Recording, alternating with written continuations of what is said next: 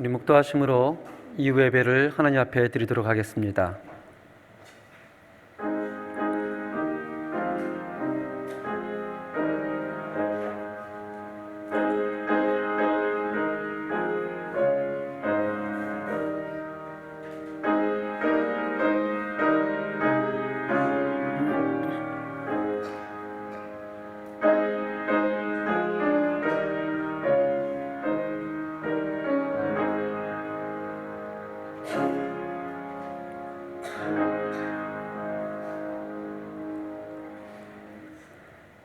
우리를 하나님의 존귀한 형상으로 만들어 주시고 또 하나님을 찬양할 수 있도록 해주시고 하나님과 교제할 수 있도록 해주심에 감사를 드립니다. 이 시간에 또 하나님 앞에 나와서 하나님의 이름을 부르며 하나님의 이름을 찬양하며 하나님의 성령으로 감동함을 받기를 원하니 하나님께서 이 예배 가운데 함께하여 주시옵소서. 예수님 이름으로 기도합니다. 아멘. 우리 사도신경으로 신앙 고백을 하나님께 드리도록 하겠습니다. 나는 전능하신 아버지 하나님 천지의 창조주를 믿습니다. 나는 그의 유일하신 아들 우리 주 예수 그리스도를 믿습니다. 그는 성령으로 잉태되어 동정녀 마리아에게 손하시고 본디오 빌라도에게 고난을 받아 십자가에 못 박혀 죽으시고 장사된 지 사흘 만에 죽은 자 가운데서 다시 살아나셨으며 하늘에 오르시어 전능하신 아버지 하나님 우편에 앉아 계시다가 거기로부터 살아있는 자와 죽은 자를 심판하러 오십니다. 나는 성령을 믿으며 거룩한 공교회와 성도의 교제와 죄를 용서받는 것과 몸의 부활과 영생을 믿습니다. 아멘. 성시교독 78번 요한복음 14장입니다. 성시교독 78번 요한복음 14장 교독하시겠습니다. 너희는 마음에 근심하지 말라. 하나님을 믿으니 또 나를 믿으라.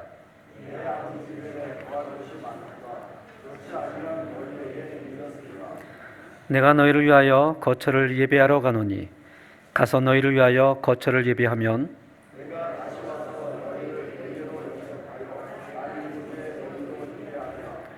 내가 어디로 가는지 그 길을 너희가 아느니라.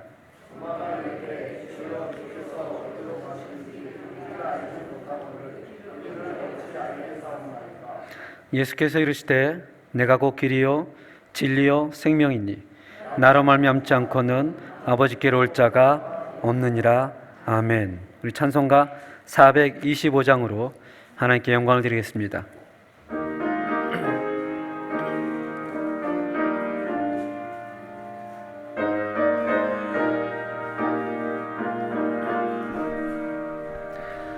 주님의 뜻을 이루소서. 고요한 중에 기다리니 진흙과 같은 날 빚으사 주님의 형상 만드소서. 주님의 뜻을 이루소서.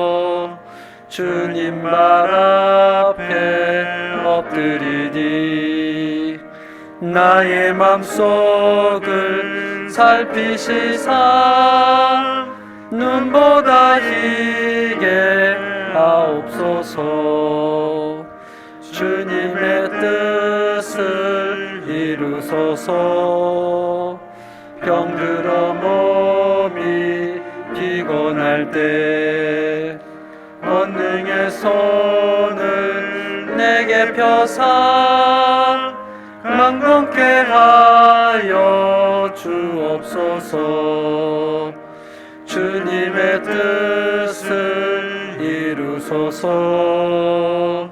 온전히 나를 주장하사 주님과 함께 동행함을 만민이 알게 하옵소서.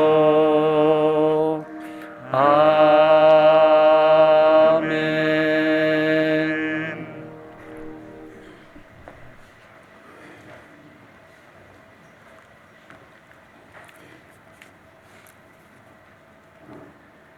우리들의 참 소망이 되시는 하나님 아버지, 10월 첫째 주일 저희들을 거룩한 주님의 보좌 앞으로 부르시어 높으신 하나님 아버지를 경배하며 찬양하게 하심에 감사를 드립니다.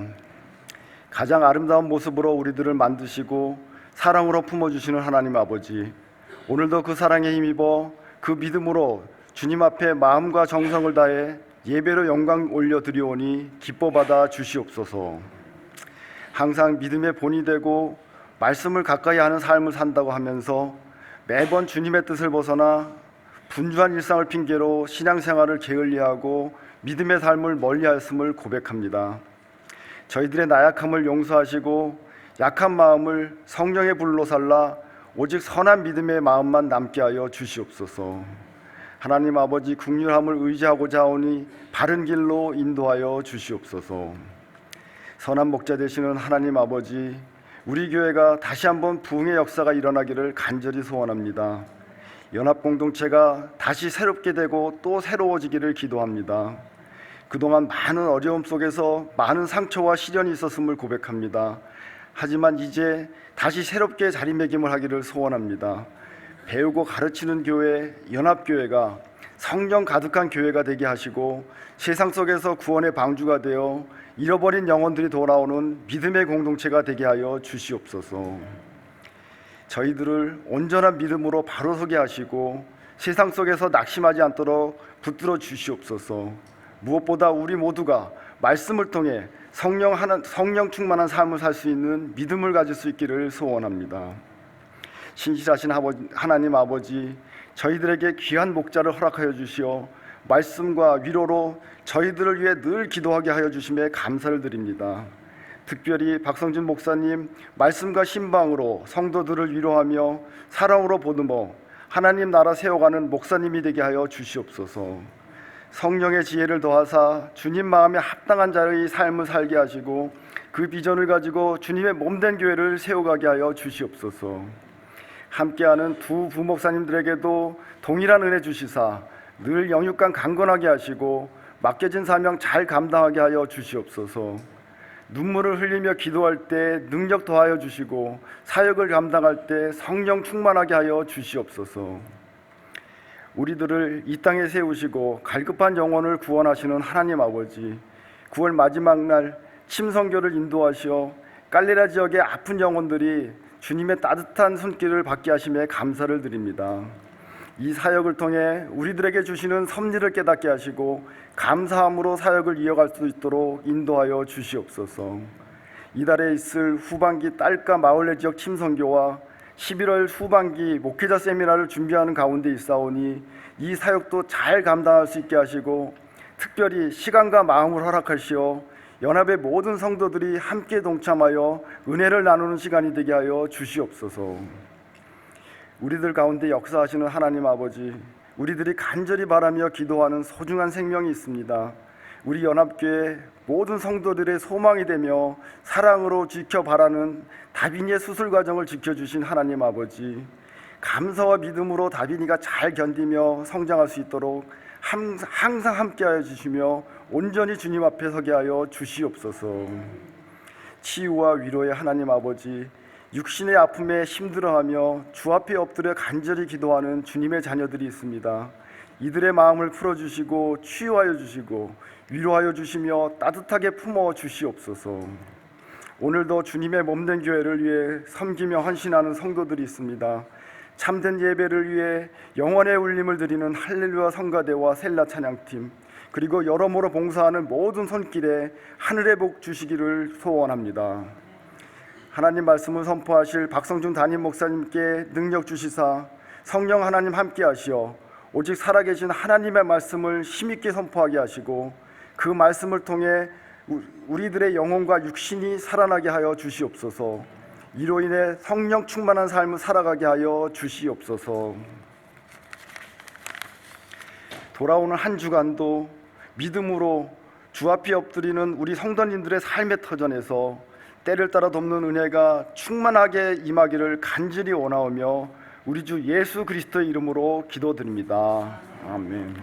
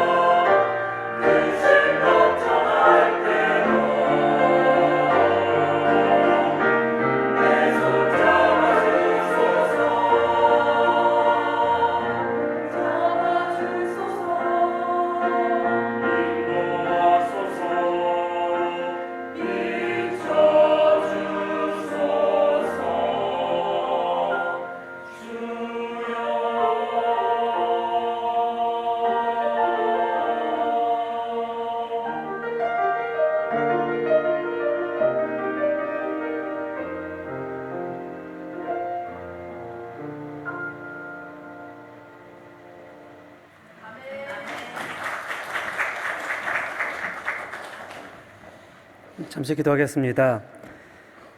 우리의 찬양을 받으시고 또 기뻐하시고 흡족하시는 하나님, 이 시간에 우리가 또 하나님의 이름을 부르며 또 하나님의 말씀을 나눌 수 있도록 은혜를 허락하여 주시옵소서. 예수님의 이름으로 기도합니다. 아멘. 오늘 함께 나눌 하나님의 말씀은 출애굽기 20장 13절 말씀입니다. 굉장히 짧은 말씀입니다. 출애굽기 20장 13절 말씀 함께 읽겠습니다. 살인하지 말라. 다시 한번 읽겠습니다. 살인하지 말라. 오늘은 조금 이상한 날이긴 합니다.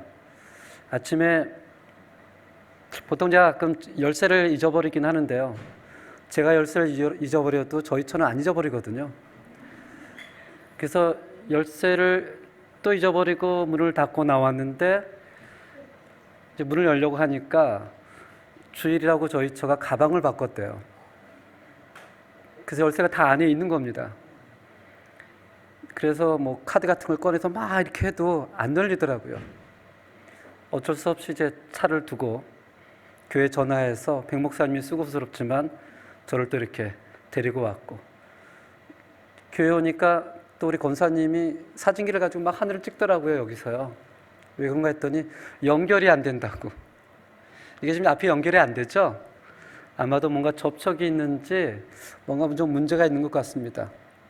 그래서 뭔가 모르게 오늘 아침은 한꺼번에 이렇게 좀 당황스러운 일이 많이 있었습니다. 아마 성도님들께서도 앞에 왜 안 나오나 이렇게 걱정하셨죠. 그래서 오늘은 없을 것 같습니다.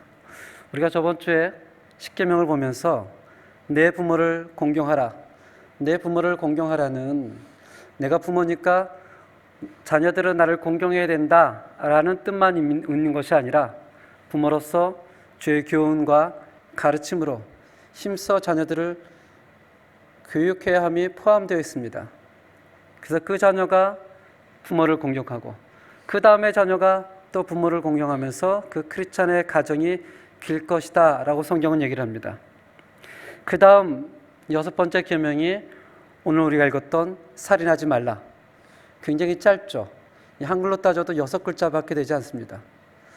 스페인어로는 더 짧습니다. No mates. 너무너무 짧습니다. 우리가 1계명부터 10계명까지 보면서 그래도 내가 이 계명만큼은 어기지 않았다라고 생각하는 계명이 공통적으로 6계명입니다. 왜냐하면 우리 가운데 적어도 제가 알기로는 사람을 죽인 일이 없고 또 앞으로도 사람을 죽이려고 계획하신 분은 없을 줄 믿습니다. 그래서 이 계명을 보면 우리하고 좀 멀리 있는 것 같은 느낌이 들어요. 하나님만 섬겨라, 이 말씀에 있어서는 마음의 찔림이 있고, 안식일을 지켜라 하면 또 마음의 찔림이 있고, 부모를 공경하라 하면 여전히 마음의 찔림이 있는데, 살인하지 말라 그러면 이게 뭘까 이렇게 생각이 듭니다. 근데 우리와는 다르게 시내산에서 하나님께서 손가락으로 살인하지 말라라고 써주는 장면을 봤던 모세는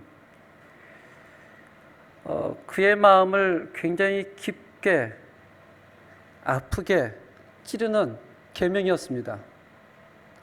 다 아시다시피 모세는 살인자였습니다.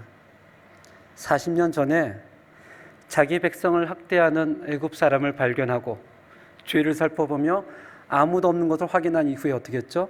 돌로 쳐서 죽인 다음에 모래밭에 숨겼습니다. 이 사실은 이미 40년이 지난 사건이었습니다. 아무도 기억을 못하는 거예요. 아무도. 근데 하나님께서 10계명 가운데 제6계명에 살인하지 말라, 이 말을 들었을 때 모세는 어떤 생각이었을까? 우리는 이 계명하고 별 상관이 없다고 느끼기 때문에 이런 계명이 있어야 되나? 라는 생각을 하겠지만, 살인했던 당사자 모세는 그 어떤 계명보다도 가장 마음에 찔리는 계명이었을 것입니다. 어쩌면 이렇게 변호하고 싶었을지도 몰라요. 하나님, 그때는 어쩔 수가 없었습니다. 그러면 저보고 가만히 보라는 것입니까? 라고 항변을 하고 싶었을지도 모르겠습니다. 그 살인죄로 인해서 수배가 내려지고 모세는 애굽의 왕자에서 광야로 도망을 갔어야 됩니다. 이 십계명을 하나님이 주신 것을 들고 내려오기 전에 출애굽기 21장 11절 함께 보시겠습니다. 출애굽기 21장 11절에 보면 하나님께서 이 6계명에 대해서 설명을 해 주십니다. 함께 읽겠습니다. 시작. 사람을 쳐 죽인 자는 반드시 어떻게 한다고요? 죽일 것이다. 사람을 쳐 죽인 사람은 반드시 죽일 것이다. 이 말을 듣는 모세의 양심이 얼마나 괴롭겠습니까? 만약에 하나님의 법을 적용한다면 가장 먼저 이 법이 누구에게 적용이 되어야 됩니까? 모세 자신이거든요. 백성들 앞에서 그는 위대한 지도자였지만, 아니 이스라엘 역사상 가운데 가장 불세출의 지도자였지만 하나님의 계명 앞에서는, 살인하지 말라라는 그 6계명 앞에서는 그 사람은 죄인이었습니다. 하나님의 율법으로 인해서 자기의 연약함이, 자기의 과거에 묻혔던 죄가 그대로 밝혀졌습니다. 얘기를 하죠. 사람을 쳐 죽인 자는 반드시 죽일지니. 물론 대부분의 사람들은 아무런 감흥이 없습니다. 나는 살인을 안 했으니까, 나는 상관이 없다 라고 생각을 할 것입니다. 그런데 구약에서는 이렇게 얘기하지만 신약은 이 살인하지 말라를 조금 확대해서 해석을 합니다. 예수님의 제자 요한은 요한 1서 3장 15절에 이렇게 얘기를 합니다. 그 형제를 미워하는 자마다 못하는 자다? 살인하는 자니. 살인하는 자마다 영생이 그 속에 거하지 아니하는 것을 너희가 아는 바라. 구약에서는 칼을 들고 돌을 들고 실제적으로 사람을 죽이는 것을 살인이라고 설명을 했다면, 신약에 와서는 그것을 좀 더 확대해서 칼을 들지 않아도, 돌을 들지 않아도 형제를 미워하는 자는 어떤 자다? 살인을 하는 자다. 상상순에 가면 예수님께서 더 불편한 말씀을 우리에게 해주십니다. 마태복음 5장 21절 22절 이렇게 얘기를 합니다. 옛사람에게 말한 바 살인하지 말라. 누구든지 살인하면 심판을 받게 되려 하는 것을 너희가 들었지만 나는 너희에게 이르노니 형제에게 노하는 자마다 심판을 받게 되고 형제를 대하여 나가라 하는 자. 사실은 저는 나가라 하는 게 살릿 이건 줄 알았습니다. 예전에는. 혹시 성도님들도 그렇게 알고 계시는 건 아니시죠? 예전에 신학을 공부할 때만 해도 여기서 말하는 형제에 대하여 나가라 하면 야 너 집 나가 뭐 그런 의미인 줄 알았어요. 여기서 나가라는 것은 그런 의미가 아니고 히브리어 말로 사람을 무시하는 말입니다. 아주 무시하는 욕이에요. 그렇게 하는 자는 공회에 잡혀가게 되고 미련한 놈이라 하는 자는 지옥의 불에 들어가게 되리라. 이 살인을 실제적인 살이 아니라 그 마음과 의도와 감정까지 포함해서 나는 너희에게 얘기하노니 형제를 미워하는 자, 형제를 나가라 하는 자, 형제를 미련한 자고 하는 자는 다 살인하는 자다 이렇게 얘기를 합니다. 이제 이렇게 해석하고 나면 제6계명이 우리하고 전혀 상관없는 그런 계명은 아닌 것을 알게 됩니다. 사실 우리는 마음속에 수도 없이 미워했고 수도 없이 질투했고 수도 없이 시기하며 심지어는 마음으로 수도 없이 살인도 합니다.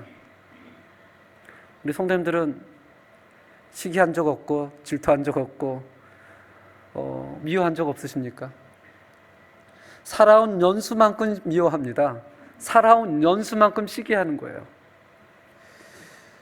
그 데빗 폴리슨이라는 사람이 책을 썼는데 그 책의 이름은 악한 분노, 선한 분노. 굉장히 잘 쓴 책입니다. 2019년 토기장에 썼는데요. 이 책은 카피틀로 1, 카피틀로 2, 카피틀로 3, 4로 쭉 이어지는데 이 카피틀로 2 제목이 상당히 재밌습니다. 이 카피틀로 2 제목이 이렇게 질문합니다. 당신은 심각한 분노 장애가 있습니까? 보통 우리가 카피틀로 1, 2 읽다 보면 양이 많잖아요. 근데 이 책은 굉장히 재미난 게 카피틀로 2가 한 구절밖에 안 됩니다. 당신은 분노장애가 있습니까? 뭐라고 쓴지 아세요? 그렇다. 그리고 끝이에요. 그렇다. 왜냐하면 인간은 선하게 창조되어서 하나님을 사랑하고 동역자를 사랑하게 되었지만 타락으로 인해 모든 인간은 분노장애를 가지고 태어났다는 것입니다. 태어나면서부터 분노가 되는 거예요. 태어나면서부터 내 형제가 있다는 게 화가 나는 겁니다. 태어나면서부터 우리 어머니, 우리 아버지가 내 동생을 사랑하는 게 화가 나는 거예요. 아무도 안 가르쳐줘도 인간은 태어나서부터 분노장애가 있다. 창세기에 보면 하나님이 가인에게 묻습니다. 내 아우 아벨이 어디 있느냐? 이랬을 때 가인이 이렇게 대답을 하죠. 하나님, 내가 알지 못합니다. 내가 내 아우를 지키는 자입니까? 하고 분노를 표합니다. 그 전까지는 아담도 하와도 가인도 아벨도 사람이 죽는다는 걸 뭔지 몰랐습니다. 한 번도 죽어본 적이 없었거든요. 처음으로 아벨이 싸늘한 죽음으로 누워있는 것을 목격하게 됩니다. 하나님께서 가인에게 물었을 때 아벨이 어디 있느냐? 피 묻은 돌멩이를 한 손에 들고 나는 모릅니다 라고 대답하는 존재가 사실은 인간입니다. 우리 모든 인간이 그렇습니다. 한 손에는 죄를 지으며 하나님 앞에 나갈 때는 나는 선합니다, 나는 모릅니다, 오히려 하나님 앞에 분노를 표하죠. 물론 핑계 없는 분노는 없습니다. 우리 모두는 이렇게 얘기합니다. 내가 그 누군가를 미워하고 원망할 때는 다 그럴 만한 이유가 있는 거예요. 왜냐하면 저 사람이 정말 나쁘게 굴거든요. 그리고 저 사람이 나를 먼저 미워했어요. 그 사람 때문에 내가 시험에 들었어요. 다 이렇게 얘기하지. 내가 너무 못되게 태어나서, 내게 너무 나빠서 저 사람을 미워합니다. 나는 원래 성격이 나빠서 저 사람을 싫어합니다. 이렇게 얘기한 사람을 별로 들어본 적이 없습니다.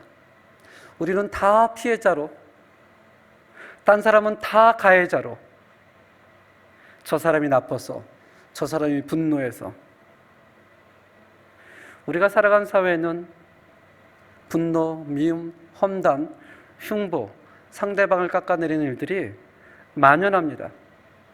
특별히 어떤 사회가 더 악하고 어떤 사회가 덜 악해서가 아니라 인간이 타락한 이후부터 지금까지 그런 것들이 사라진 적이 없습니다.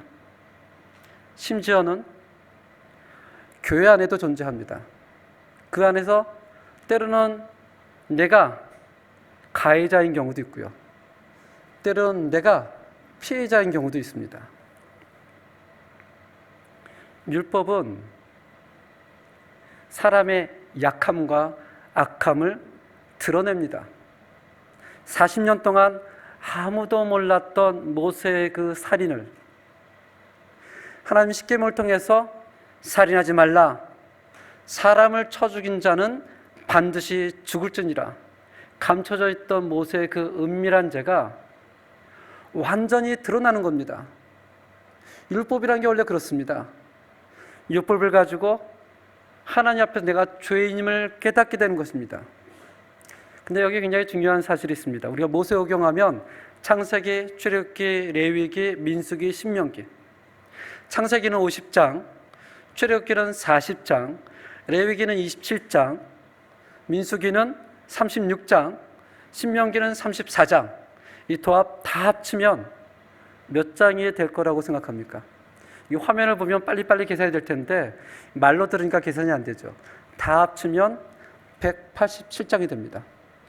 이 187장 가운데 율법, 특별히 십계명에 대해서 얘기하고 있는 장은 출애굽기 11장, 신명기의 17장, 도합 28장입니다. 즉 180장 가운데 28장, 한 15%가 율법에 대해서 계속 얘기하면서 사람들로 하여금 너희는 죄인이다, 너희는 악하다, 너는 연약하다는 계속해서 드러내고 있습니다. 그런데 이 187장 가운데 39장이 출애굽기 6장, 레위기 27장, 신명기 6장, 이 39장, 20% 또는 21%가 무엇에 대해서 얘기하는 줄 아세요? 율법으로 정죄받은 사람, 율법으로 심판받은 사람, 율법으로 그 악이 드러난 사람을 어떻게 해요? 제사를 통해서, 성막을 통해서 그 사람들이 어떻게 회복되어져 가는가를 보여주고 있는 것입니다. 하나님께서는 심판을 하기 위해서 율법을 주신 것이 아니라 율법을 주심으로 우리의 연약함을 드러냅니다. 그리고 목적은 무엇이죠? 하나님의 사람으로 회복시켜가는 거예요. 회복시켜가는 것. 하나님께서 십계명을 주면서 그래, 나 외에 다른 신을 섬기지 말라. 아무개 집사, 이걸 못 지켰네. 아웃. 안식일을 지켜라. 아무개 또 집사님, 안식일을 못 쳤네. 아웃. 부모를 공경하라. 이 사람은 또 이걸 안 지켰네. 아웃. 10개 가운데 어떤 사람은 70점, 어떤 사람은 50점, 어떤 사람은 90점. 이게 점수를 매기는 게 아닙니다. 그 점수를 매기는 것이 아니라 너희는 율법 안에서 전부 다 죄인이다. 그렇게 완벽할 것 같던 모세도, 그렇게 위대했던 모세도 하나님의 십계명 앞에서는 어떤 사람이었어요? 살인자였습니다. 살인자. 예수님께서 누가복음 18장에 보면 이런 비유를 듭니다. 회당에서 어떤 바리새인이 기도하는데 그가 이렇게 기도합니다. 하나님, 제가 다른 사람과 같지 않아서 너무나 감사합니다. 저는 도둑질하지 않았습니다. 저는 간음하지 않았습니다. 저는 악을 행하지 않았습니다. 저는 일에 2번이나 금식합니다. 저는 소득에 11조를 드립니다. 하나님, 저희 거룩한 모습에 감사를 드립니다. 이 사람은 십계명을 가지고 자기의 연약함, 죄악을 살펴보는 것이 아니라 자기를 체크하고 있는 거예요. 나는 적어도 99점입니다, 하나님. 이렇게 만드신 하나님을 찬양합니다. 그리고 눈을 들어서 옆에 봤더니 누가 있어요? 한 세리가 있는 것을 보게 됩니다. 그리고 얘기를 하죠. 하나님, 저 세리와 같지 않아서 너무나 감사합니다. 그 기도가 있은 이후에 세리가 하나님 앞에 기도합니다. 하나님, 나도 도둑질하지 않았습니다. 나도 간음하지 않았습니다. 이렇게 기도를 못합니다. 왜냐하면 그 사람은 다 걸리는 거예요. 세리는 단순히 오늘날 세금을 걷는 사람이 아닙니다. 우리식으로 이해한다면 일제시대 때 앞장서서 매국하는 그런 사람이었어요. 그러니 유대인들의 눈에 얼마나 가시 같은 사람이겠습니까? 그는 하나님 앞에 엎드려 이렇게 기도합니다. 자기의 가슴을 치면서 하나님, 저는 죄인입니다. 저는요 도둑질했습니다. 저는요 악합니다. 저는 세금을 많이 걷어들였습니다. 주님, 저를 불쌍히 여기소서. 저는 죄인입니다. 이 상황을 두고 예수님이 사람들에게 묻습니다. 여러분들은 이 둘 중에 누가 의롭다고 생각하십니까? 이게 예수님의 질문이었어요. 우리 성도님들 보시기에는 바리새인이 의롭다고 생각하십니까? 이 세리가 의롭다고 생각하세요? 세리죠. 율법을 준 것은 내가 얼마나 의롭다, 내가 정말 대단하다라는 것을 알게 하기 위함이 아니라 하나님 앞에서 우리가 누구다? 죄인임을 알게 하는 거예요. 나만 아는 것이 아니라 다른 사람도 죄인임을 알기 때문에 다른 사람이 궁일하게 보이는 것입니다. 필립 씨라는 유명한 분이 계십니다. 그리고 폴 브랜드라는 선교사님하고 공동 저자로 쓴 책이 있습니다. 이 책은 고통이라는 선물인데요. 이 폴 브랜드는 인도에서 20년, 미국에서 30년, 더합 50년을 나병 환자들을 치료했던 그런 의료 선교사였습니다. 이분이 고통이라는 선물이라는 책을 쓰면 자기 자서전 같은 책이거든요. 거기 보면 페이지 23페이지에서 25페이지에 이렇게 고백을 합니다. 한번 제가 읽겠습니다. 내 평생 가장 어두운 밤은 그렇게 시작이 되었다. 나는 신을 벗고 잠자리에 들 준비를 했다. 근데 갑자기 무서움이 나를 강타했다. 발 한쪽이 아무런 느낌이 없었다. 내 마음속은 소용돌이치고 내가 나병에 걸렸나? 라는 생각하게 됐다.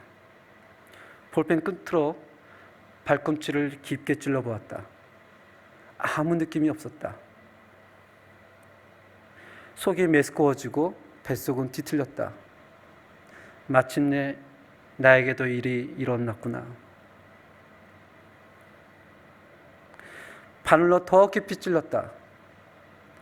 바늘을 찔러 생긴 구멍을 통해 걸분군 붉은 피가 흘러내렸습니다. 나는 두 손을 얼굴을 감싸고 절망을 했습니다. 고통이 느껴지기를 바랬지만 느낌이 없었습니다. 이제는 가족과도 격리를 해야 되겠구나. 내 아이들과도 안아줄 수가 없겠구나. 이제는 강아지를 쓰다듬어도 부드러운 비단을 만져도 나는 아무것도 느낄 수 없구나. 그리고 잠자리에 들었고 아침에 일어나서 거울을 보고 코가 있나 귀가 있나를 살폈습니다. 그리고 이제 의사니까 정확히 어떤 부분이 얼마나 통증을 느낄까 다시 한번 확인하기 위해서 이게 표시를 하기 위해서 바늘을 들고 그 발을 찔렀습니다. 그리고 이 사람은 소스라치게 놀랐습니다. 너무 아파서. 알고 보니 전날에 하나님 앞에 너무 엎드려 기도해서 발 한쪽에 감각이 없던 거였습니다. 아침 일어나 그 발을 찔렀더니 고통이 심장까지 오는데 너무 기뻤습니다. 고통이 있다라는 것이. 그때부터 이 사람은 수백 번 하나님 앞에 기도합니다. 하나님, 고통을 주셔서 감사합니다. 고통을 주셔서 감사합니다. 이것은 자학적인 기도가 아니라 정말 기쁨의 기도였습니다. 하나님의 말씀을 듣고도 어떤 분은 자기가 죄인임을 깨닫고 고통을 느낍니다. 어떤 분은 전혀 고통을 느끼지 않습니다. 제6계명을 보면 마치 나와 전혀 상관없는 계명 같습니다. 왜냐하면 나는 정말 사람을 살인한 적이 없으니까. 그러나 성경의 해석을 보면 그렇게 얘기하지 않습니다. 우리 모두는 하나님 앞에 죄인이다. 형제를 미워하고 시기하고 나가라는 자는 영생을 얻을 수가 없다. 신약에서는 우리가 하나님의 사람을 대하는 태도가 하나님을 대하는 태도라고 합니다. 특별히 마태복음 25장에 가면 이 종말의 장이라고 얘기를 합니다. 이 종말 때 하나님 예수님께서 비유를 말씀하시는데 이렇게 얘기를 합니다. 오른쪽에는 양이, 왼쪽에는 염소가. 근데 얘기를 하죠. 이 양에게는 내가 줄일 때에 여기 있는 사람들은 나에게 먹을 것을 주었다. 여기 있는 사람들에게는 내가 줄일 때에 너희가 먹을 것을 주지 아니했다. 내가 목마를 때에 너희는 마실 것을 내게 주었다. 너희는 주지 아니했다. 내가 나그네 되었을 때에 너희는 나를 영접했다. 이쪽에는 내가 나그네 되었을 때 너희는 영접하지 아니했다. 또 얘기합니다. 내가 헐벗었을 때 너희는 나에게 옷을 입혔다. 너희는 옷을 입히지 않았다. 내가 병들었을 때 너희는 나를 돌봤다. 너희는 돌보지 않았다. 내가 옥에 갇혔을 때 너희는 나를 찾아왔다. 너희는 찾아오지 않았다. 이 얘기를 다 듣고 이 왼쪽에 있는 사람들 얘기를 합니다. 우리가 언제 주님을 안 찾아가고 언제 주님이 감옥에 있었으며 언제 주님이 헐벗었습니까? 예수님께서 이렇게 얘기를 하죠. 내가 진실로 진실로 너희에게 이르노니 너희가 여기 있는 내 형제 중에 가장 지극히 작은 자에게 한 것이 누구에게 한 것이라고요? 내게 한 것이다. 이들은 이렇게 변명했을 것입니다. 그가 주님인지 알았더라면 내가 했을 것입니다. 사람은 저를 포함해서 굉장히 영특합니다. 주로 어떤 사람을 도와주고 어떤 사람을 가까이 하냐면 자에게 도움을 줄 만한 사람을 가까이 합니다. 좀 힘 있는 사람을 가까이 하고 하는 영향이 있습니다. 한때 한국에서 자기계발 시리즈 가운데 인간관계라는 책이 굉장히 인기가 많이 있었습니다. 지금은 좀 덜하지만 한때는 굉장히 인기가 있었어요. 그 책을 다 찾아보면 거기에 나오는 결론이 무엇인 줄 아세요? 인간관계를 맺는데 절대 너의 밑에 있는 사람과는 관계를 맺지 말랍니다. 어떤 사람? 최소한 나와 동일한 사람 또는 나보다 사회적으로 위치가 높은 사람과 관계를 맺으라는 얘기예요. 그래서 너의 생이 편해지고 그것이 인간관계고 그것이 지혜다라고 얘기를 합니다. 성경은 반대로 얘기를 하죠. 헐벗은 자와 배고픈 자와 사람들이 무관심한 자. 성경에 보면 하나님이 하나님의 형상으로 창조한 모든 사람들을 사랑하는데 그 가운데 특별한 사람들을 사랑해요. 세리, 창녀, 목자, 가늠한 여자, 귀신 들린 자, 이방인, 세상 사람들을 외면하는 사람들을 주님은 굳이 그런 사람을 찾아갑니다. 심지어는 삭개오를 찾아갈 때 그 당시 종교 지도자들이 이렇게 얘기를 합니다. 예수가 저 사람이 누구인지를 안다면 그 집에 들어가지 아니할 것이다. 근데 아세요? 예수님이 알았기 때문에 찾아간 겁니다. 그가 세리였기 때문에 찾아갔고 그가 죄인이었기 때문에 찾아갔고 그가 연약한 자였기 때문에 찾아간 거예요. 사람들은 얘기를 하죠. 저 사람을 안다면 안 찾아갈 거야. 아닙니다. 더 찾아가는 것입니다. 우리는 의도치 않게 무의식적으로 사람에 대한 관점이 자꾸 흐려집니다. 성경에서는 분명히 사람이 하나님의 형상으로 창조되었고 그 사람을 살인하지 말고 미워하지 말고 사랑하라고 하는데 사람들과 관계를 맺다 보니 사람에 대한 관점이 하나님이 부여하신 가치를 잊어버리게 됩니다. 심지어는 결혼 생활에서, 심지어는 가족 가운데, 심지어는 교회 안에서. 우리 다 여기 이제 결혼을 하셨으니까 대부분 결혼할 때는 예전에는 잘 모르겠습니다. 예전에는 제가 어르신들 얘기를 들어보면 한 번 보고 결혼하신 분들도 있고 부모님이 가라고 하면서 가신 분들도 있지만 일반적으로는 그래도 사랑해서 결혼하고 평생을 정말 남자들 헛된 약속 많이 하잖아요. 손에 물을 묻히지 않겠다고. 저도 그런 헛된 약속을 했었습니다. 전혀 지켜지진 않았습니다. 근데 살다 보면 그 존귀함이 그 사랑함이 익숙해져서 나중엔 가치를 모릅니다. 당연하게 생각해요. 더 지나서 그 당연함이 권리가 됩니다. 왜 더 안 해줘? 왜 그거밖에 못하지? 교회에 와서도 그럽니다. 자기는 아무것도 안 하면서 다른 사람 향해 얘기를 하죠. 왜 그거밖에 못하지? 왜 안 하지? 인간관계를 하면서 우린 점점 그렇게 매몰돼 가는 것 같습니다. 하나님께서 각 사람에게 어떤 가치를 보여주셨는가를 우리가 잘 알려면 예수 그리스도의 십자가를 바라봐야 됩니다. 그 창조주 하나님께서 죄인된 인간을 살리시기 위해 인간의 몸으로 오셔서 십자가에서 돌아가셨을 때 십자가가 우리에게 외치죠. 나는 죄인인 인간을 존귀 여기고 있어. 나는 인간을 사랑하고 있어. 어느 정도까지요? 내가 십자가에서 죽을 정도까지. 그런데 우리는 그런 인간을 멸시하고 존귀 여기지 않고 우습게 여기고 그것이 살인이라는 것입니다. 그것이.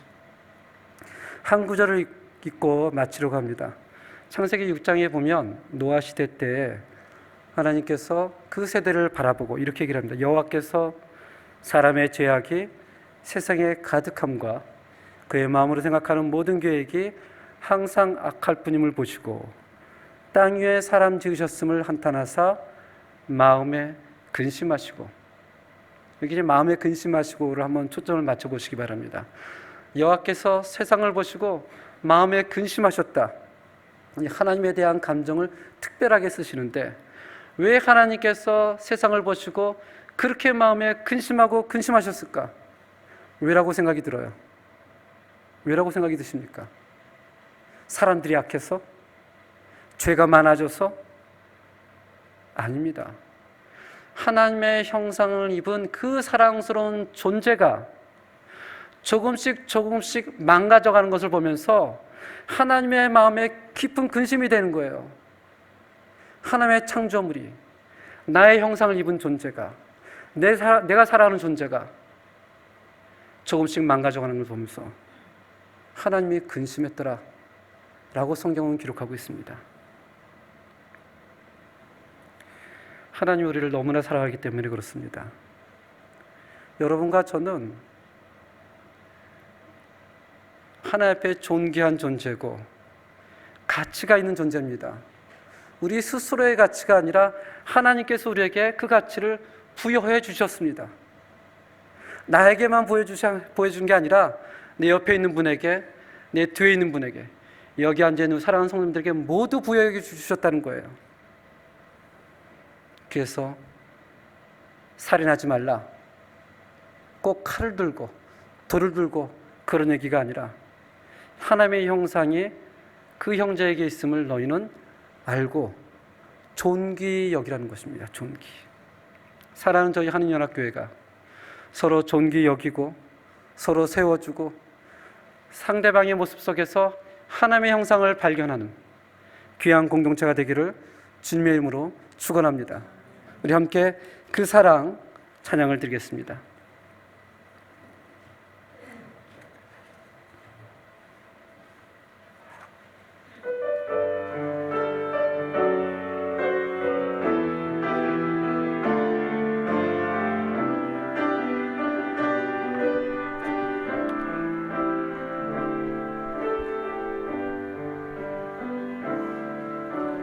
아버지 사랑 내가 노래해, 아버지 은혜 내가 노래해, 아버지 은혜 내가 노래해, 그 사랑 변함없으시, 그 사랑 변함없으신, 거짓 없으시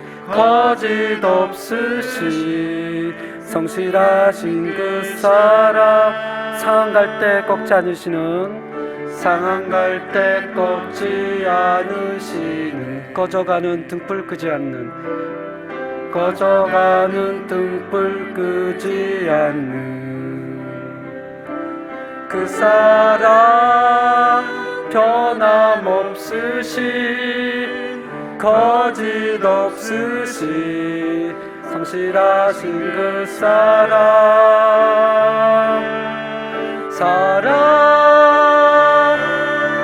그 사랑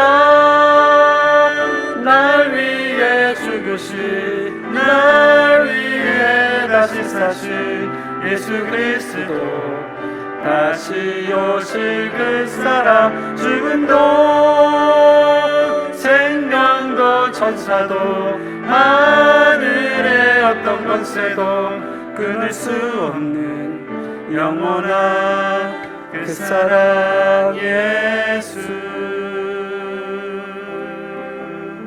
기도하겠습니다.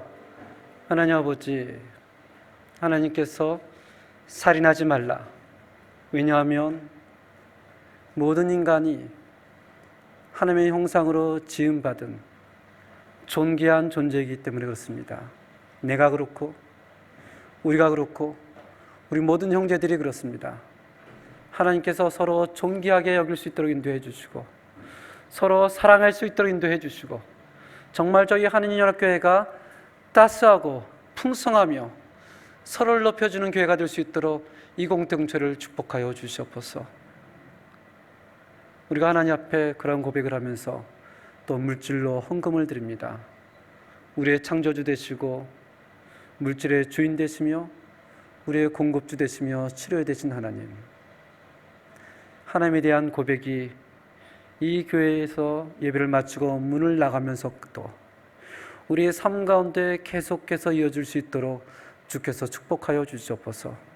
예수님 이름으로 기도합니다. 아멘.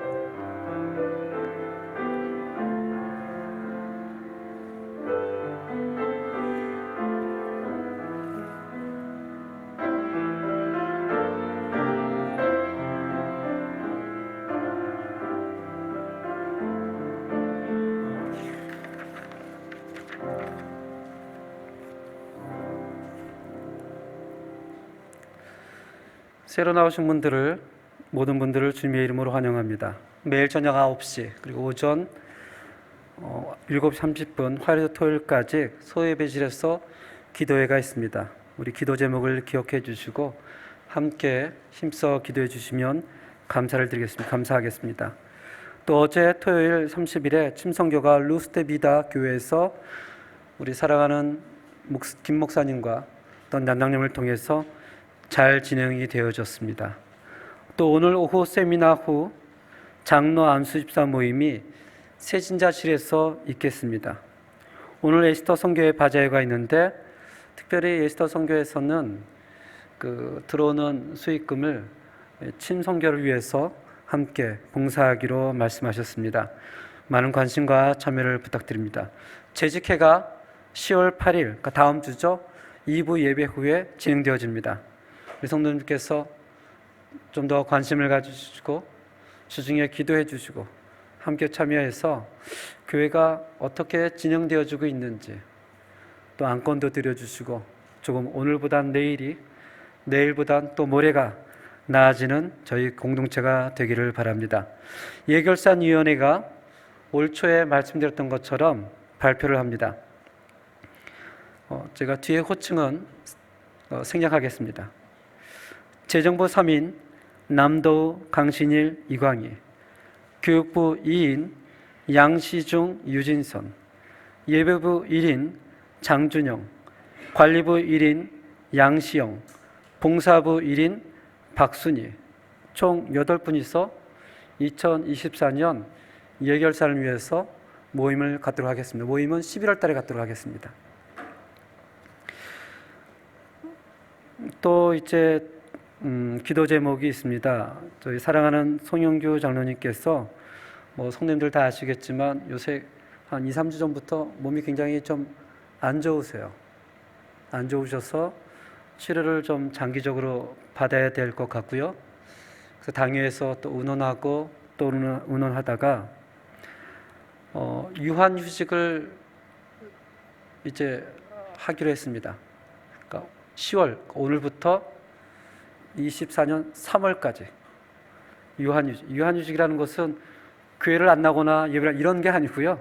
교회는 열심히 전처럼 나오시지만 이제 잠시 좀 무거운 또 책임의 장로님의 직분을 6개월 동안 내려놓고 건강이 회복되어지기를 전심하는 그러한 기간입니다. 그래서 성도님들께서 장로님 위해서 기도해 주시고요. 또 잘 회복되어지기를 함께 동참해 주시기를 바랍니다. 침선교 사역이 10월 16일에서 18일 딸까 카이로스 교회에서 진행되어집니다. 마을교회에서도 진행되어집니다. 함께 기도를 부탁드리고 교우 소식이 있습니다. 다빈이 김선일 집사님, 독거인 집사님의 다빈이가 28일 수술을 하고 다음 날 태어난 다음에 집에 가정에서 지금 회복 가운데 있습니다. 아직 저도 신방을 가지 못했는데 좀 더 시간이 지난 다음에 신방이 좀 될 것 같습니다. 우리 다빈이를 위해서, 가정을 위해서 계속해서 기도를 부탁드립니다. 그리고 조병기, 박영현옥 선교사님의 장남 조성재, 손연아가 2023년 10월 7일, 그 다음 주 월요일인가요? 주일인가요? 7일이면 화요일인가요? 토요일, 죄송합니다. 토요일 미국 시간 오전 11시 미국 헌든 연합 감리교회에서 결혼식이 있습니다. 저는 잠시 이렇게 산티아고를 들렸다 가신 줄 알았는데 아마 제가 잘 모르고 있었었나 봐요. 여러 가지 상황으로 바로 가셔서 카톡으로밖에 이제 축하를 못 드리고 그랬습니다. 우리 성도님들께서도 좀 축하한다고 말씀 좀 드려주시고 전화도 한번 통화해 주시면 훨씬 좋지 않을까라는 생각을 하게 됩니다. 그리고 오늘 프로젝터가 좀 점검이 좀 필요합니다. 정확히 뭐가 문제인지 아직 잘 모르거든요. 그래서 오늘 오후 성경 세미나는 좀 복잡하지만 저쪽 소예배실에서 거기서 큰 TV를 놓고 갖도록 하겠습니다. 다 같이 일어나서 찬송가 357장으로 1절 3절 하나님께 영광을 드리겠습니다.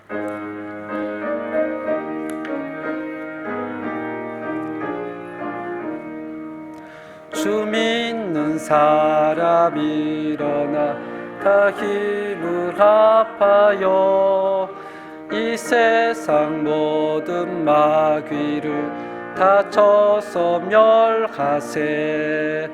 저 앞에 오는 적군을 다 싸워 이겨라. 주 예수 믿는 힘으로 온 세상 이기네.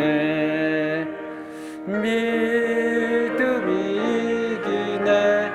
믿음이 이기네. 주 예수를 믿음이 온 세상 이기네. 끝까지 이긴 자에게 이 옷을 입히고 또 영생 복을 주시니 참 기쁜 일일세. 이 어두운 세상 지나서 저 천성 가도록 주 예수 믿는 힘으로 온 세상 이기네. 믿음이 이기네. 믿음이 이기네. 주 예수를 믿음이 온 세상 이기네. 지금은 우리 주 예수 그리스도의 은혜와 하나님의 놀라운 사랑과 성령님의 교통하심이 하나님의 형상으로 짐을 받은 형제와 자매를 존귀히 여기며 살아가길 원하는 모든 성도들 머리 위에 지금부터 영원까지 함께할지어다. 아멘.